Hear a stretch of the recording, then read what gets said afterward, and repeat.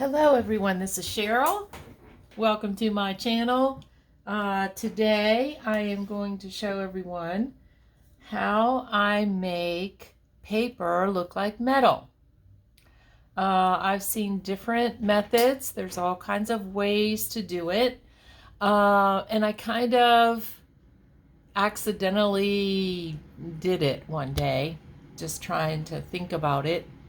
And so I'm going to share it with you. I'm sure that if you are in our group, you have seen me post my audition cover for my steampunk journal, and I have the photo of the lady steampunk photo on a piece of paper that looks like metal, that I've made look like metal. So I'm going to show you how to do it, and it's very, very simple.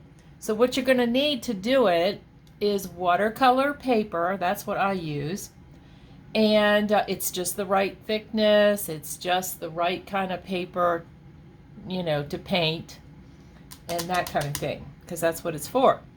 So it looks like this when it's painted. It's just a tablet. Let me get the tablet. I don't know why I didn't get it.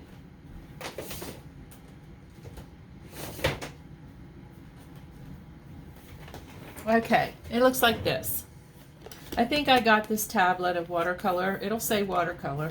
And it is a kind of a thick cardstocky kind of paper, but it gets thinner after you emboss it, and it's lovely. It actually was, I was actually going to use regular cardstock, but I was almost out of it, and I needed to save my sheets to print some fussy cuts, and I didn't want to run to the store right then, so I pulled out my watercolor paper, and that's how I did it.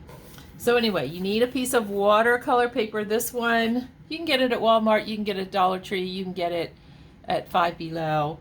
I think I got this at Five Below. This 9 by 12 is 300 GSM. There's 38 sheets in there. That's a lot. So anyway, I painted it. I painted it brown. Okay, I just used brown paint from Walmart, the cheap acrylic little bottles. Okay, painted it brown, let it dry, and then of course I cut it to fit my embossing folders. So I did some here. I cut it down and I embossed. This one has gears and cogwheels, you know. This one is, it's called lace. It kind of gives you that steampunk cogwheel look, only it's more feminine. So I cut it. This was the bottom of it, you know. I cut it. And I had a piece like that from the gears, and I already made it, and it looks, and I don't know how the lighting is today in here, so you know, forgive me if the lighting is not the greatest. Maybe if I turn this light on over here. We kind of have a cloudy day. And if lighting isn't just right, you know, it's very hard to see exactly what something looks like, but this is what it looks like. And it's done with, and I could add more because I'm probably not done with it. It probably doesn't have enough dimension for me, but I'm going to show you how I did it. The one I have on my steampunk book, it turned out really, really well. So let's start with the lace. I'll do the smaller piece. So when I embossed it, okay, I cut the paper, the painted paper, to the size of my embossing folder, you know.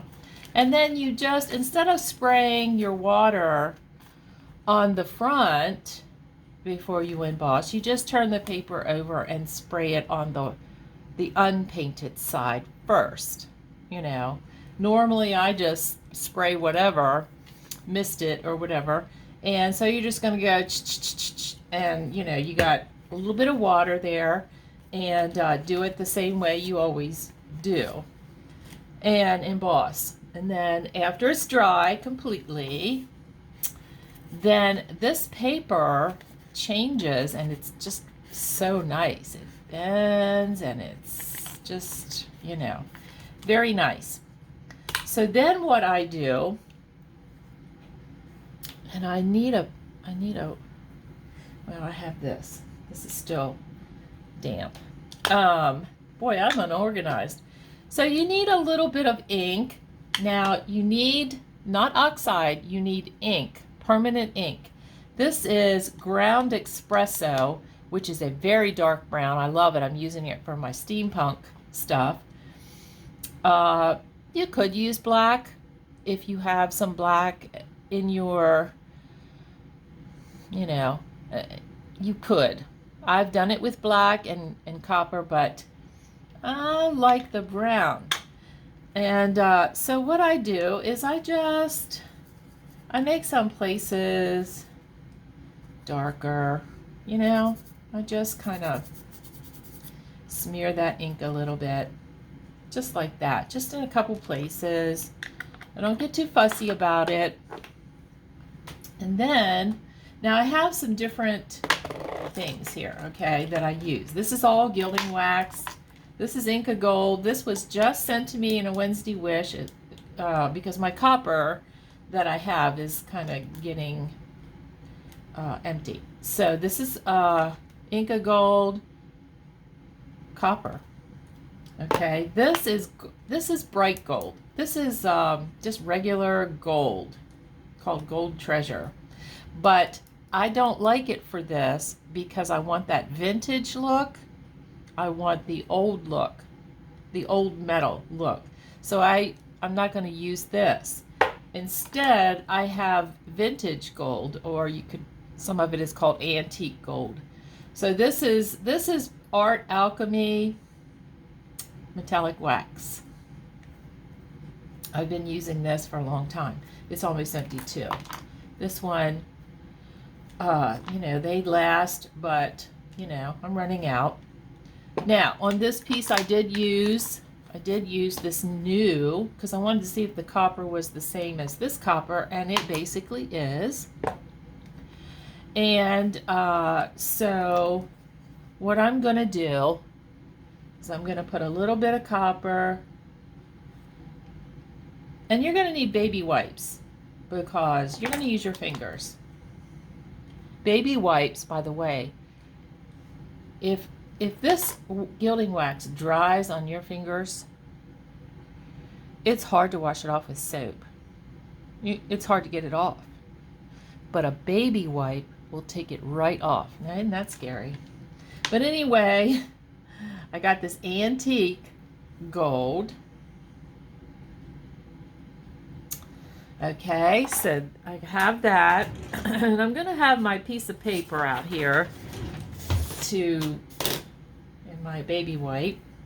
Baby wipe won't take ink off. Now, if you run your finger over your permanent ink, you're going to have, you know, inky fingers. But that's the price you pay, I guess. So anyway, I've darkened a few spots, you know, with that ink. And now all I'm going to do is start with one of these colors. Kind of rub some of it off. You don't want to have a lot, and you don't want to use a heavy hand. You actually want to use a very light hand and kind of go over the places that are raised, you know, the embossed places. And so I'm doing that. And as you can see, when you go over the places where there's ink, you're going to get a little bit different color than you do where it's not. And I'm just going over it very lightly, just a light little, you know, I'm just brushing it on and letting it kind of go where it will go. And, you know, and you can see that it's starting to look a little coppery, you know, dark, or you can see the dark ink. And then I'm just going to take my finger into the antique gold, and I'm just going to kind of give it a little bit of gold in places, Just going over it a little bit, you know.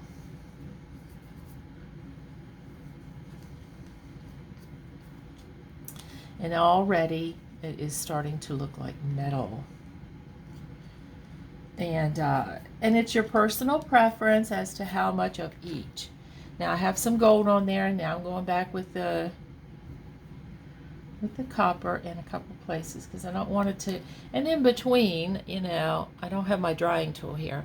This dries pretty fast, you know, and while it's drying, I'll show you something.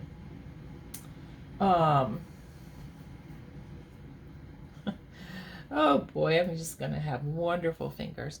But I even took this metal piece. I have metal gears and other metal pieces, which I can't pick up. Excuse me. So this was a metal piece, and it was like a bronze color, this dark color that's like in here. And the whole thing was like that. It's, you know, those metal gears that you buy and stuff from Amazon. So I took the copper very lightly and went over it everywhere and let it dry. And this is what I have now. Very pretty. You can do that to your cogwheels and your gears, and you know, if you want to. I even took some of this paper, this painted paper, and I used my cogwheel dies, and I punched out some, and then I went over them with the waxes, both the antique gold on some and the copper, just to make them, you know, look like metal. Okay, so this is like kind of dry, and so then I got a little bit of 2 gold there. So I'm just going back over it where I want to, and I'm just making it look like I want it to look. You know, it's up to you. It's personal preference, and you can do what you want. And when it looks like metal to you, you're done. You know, when it dries, it does. It looks like metal. And if you're not satisfied when it's dry, you can go back over just a tiny bit of that ink in a couple little places and just keep doing it until you're satisfied with it. Like, I like this. I like them. They look like metal. If you want it brighter copper in places, you can put more copper. You can add it in. Okay, you can do what you want. And when it looks like the right kind of metal to you, that's when you are done. And that is all there is to it. Now, what I'm going to do with a piece of this, with one piece of this, is I'm going to, and you can make them, you know, the full size of your, you know, of your embossing folder or whatever. I just cut the ends off so I could do small pieces. But what I'm going to do is I have little brads, and I'll probably make a pocket out of this.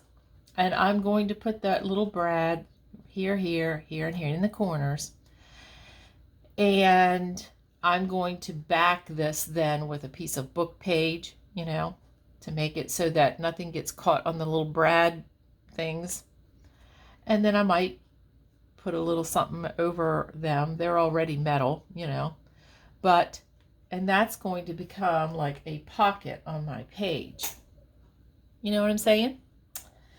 And you could put a photo over this and put cogwheels around, and it's just going to look beautiful. You can do whatever you want to do with these metal looking pieces. I mean, I love this. To me, now on camera, I can't guarantee how it looks, okay, because of the lighting and everything. But I'm telling you, they look like the one that I made for on my steampunk journal.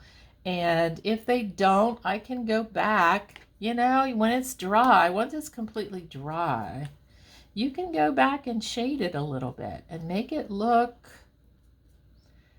like it's, you know, you can give it a little shaded look and make it look, it looks fabulous. It really does. And it's so easy, easy, easy. And one thing you could do also is you could take this painted watercolor paper And you could cut out, if you're good, you could draw on the back. You could draw keyholes, hearts, um, metal book plate things, and put like metal brads on either side. You can make little oblong book plate type things without it being embossed. You could do the same thing. Let's try it. Let's try. Where's my scissors? Jeez, where's my scissors? Okay, so let's just say I want to make like a little book plate. So, and I'm gonna put 2 brads there, and I'm gonna put some kind of a, you know, like journal or word or something there. Let's just pretend. Maybe this is too big. Okay. So it's painted brown, and I can go around the edge of it with my dark brown, and I can, you know, do that. Or I could even stencil on it. Like if you have a stencil, you can even take this darker brown and stencil something, let it dry, and then, because it's ink and you know, you don't want to smear it, and then you can take your gilding wax and you can just go over it lightly.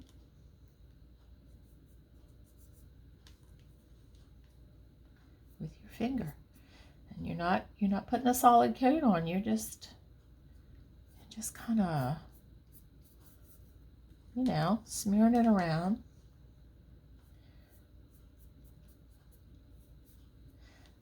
It's darker in some places, it's lighter in others. You just keep doing it until you like it. To me, that looks like, and you could cut a key out of there. You could die cut. You know, you can make bigger pieces and die cut out of the smooth. See that? You could do that. It looks like metal. Trust me, it looks like metal. And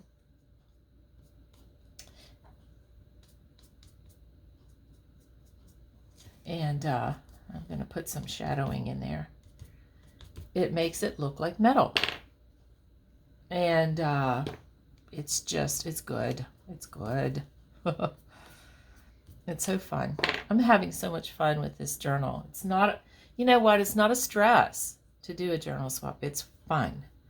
And if you think it's stressful, then you have a wrong mindset. It's not stressful. It's not stressful as long as you're liking what you're doing. You know, as long as you're liking the style and you want to do it. And that's a decision you make. So anyway, but geez, I'm making everything everywhere. But anyway, that is all there is to it. Now, if I put metal brads on this, I could make this into a book plate. So I'm just saying, here it is. This is how you do it. And like I said, how much of each color you add, you will get the feel for it once you start doing it. And if you feel like it needs a little bit lighter, it needs more of the gold on it, I mean, geez, go ahead and put it on there, you know, if you like it. You know, if that's what you like, then do it. You know, if you want those light places to show up, just go ahead and do it. It will look fabulous no matter how you do it. If it suits you, it's fabulous. See that? You just, while you leave it dry in between, and then you go back and just like I am now, then it just makes it better because you don't disturb the other color that you just put on. So there you go. That is, you know, a record for me of quick videos. Um, very, very easy. Doesn't take a lot of supplies. I've used basic antique gold and copper gilding wax forever. Okay. And sometimes it's called Rub and Buff. This one is called Inca Gold. This one is called Metallic Gilding Polish. Any of it that you buy. Sometimes it comes in different colors too, especially with this brand here. But I rarely use other colors. So, you know, I have the regular gold and I have the antique gold and then I have copper. And those are my go-to colors. If you wanted to, you could actually spray a little bit of some kind of mica spray on it, but I'm not going to disturb it. I don't like to do that. Once this dries, it's the way I want it. So I'm not going to do anything else to it. And this little piece, I could decorate something, make a little label on a pocket or something, you know, in the journal. So anyway, there you go. Now look at my hands. Now that is the ink, because I'm used to working with oxide, which comes off easy, and ink doesn't. So there you go. I have to use Dawn dish soap to get that off, you know. And sometimes it takes a couple of times washing your hands, but that's okay. We're crafters and that's what we do, right? So I hope this helps you in your steampunk adventure. And happy crafting. I'll see you next time. Bye-bye.